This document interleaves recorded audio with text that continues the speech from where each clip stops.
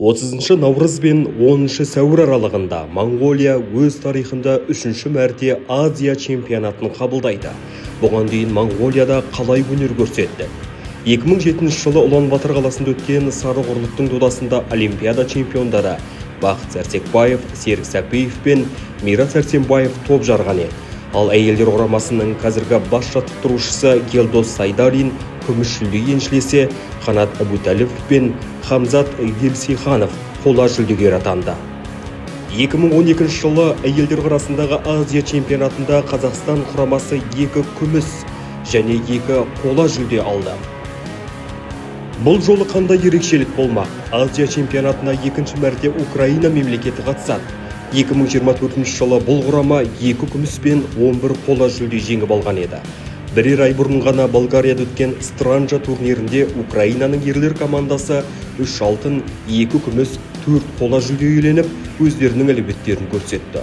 Құраманың сапында қазақ боксшылармен кездесіп үлгерген Максим Зименко, Матвей Ряжба, Павел Илюша, Эльвин Алиев сынды спортшылар бар. Азия чемпионатында ең көп алтын жүлде алған топ 3 мемлекетті атап өтсек, Оңтүстік Корея еншісінде 86 алтын медалі.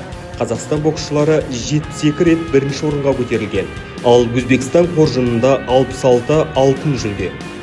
Азия чемпионатында бірнеше рет топ жарған боксшыларымызға тоқталайық. Биылғы құрамада аса ауыр салмақтағы Айбек Оралбай Қазақстан тарихындағы ең көп Азия чемпионы атанған 3 дүркін жеңімпаз Василий Левитті қуып жетуі әбден мүмкін. Бақыт Сәрсекбаев 2002 жылы Өзбекстан атынан және 2005-2007 жылдары Қазақстан сапында Азия чемпион атанған. 2 дүркін Азия чемпиондары қатарында Болат Жұмаділов, Болат Ниязымбетов, Нұржан Сыманов, Ермахан Ибраимов, Серік Сәпиев, Данияр Елеусінов, Иван Бичко, Теміртас Жүсіпов, Айбек Оралбай.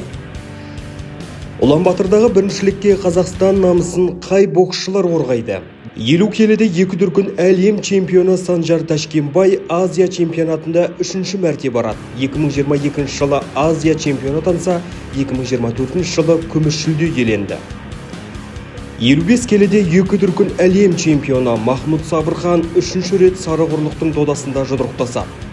2024 жылы Азия чемпионы атанған, 2022 жылы күміс жүлде еншіледі.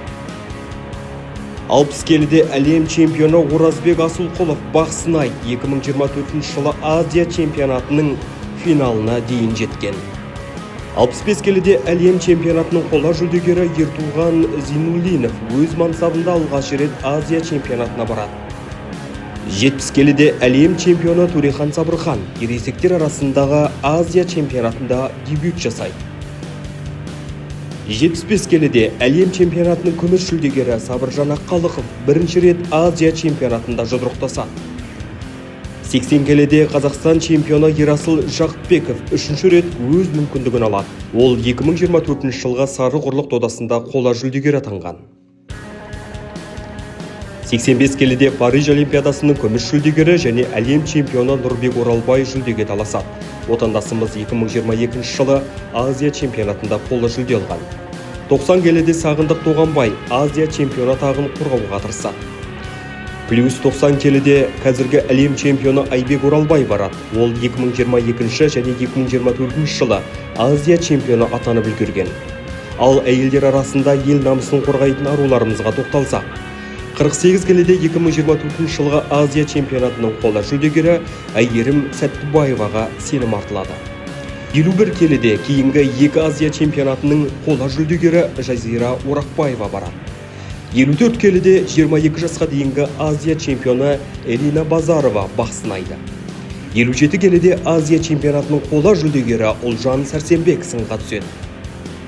60 келіде Римма Волосенко 2-ші мәрте Азия чемпионы атануға тырысады. 65 келіде Қазақстан чемпионы Лаура Есенгелді дебют жасайды. 70 келіде 22 жасқа дейінгі Азия чемпионы Бақыт Сейдіш өнер көрсетеді.